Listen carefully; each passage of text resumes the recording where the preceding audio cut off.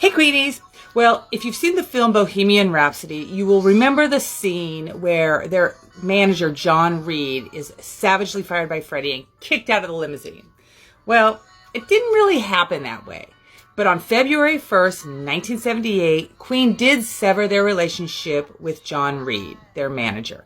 Now, it was very interesting because they actually signed the papers in the back seat of Freddie's Rolls Royce during a filming break of filming the video for We Will Rock You and Spread Your Wings.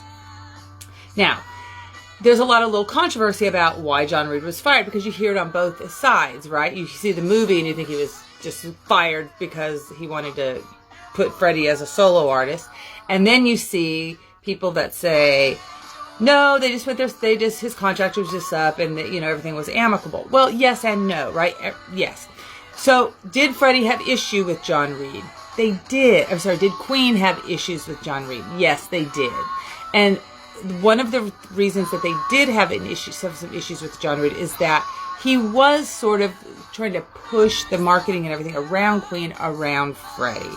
And it did create some tension in the band. And as we know, Queen are very cohesive, and there was never a leader of Queen. It was always a group, right? So it did create some tension within the band.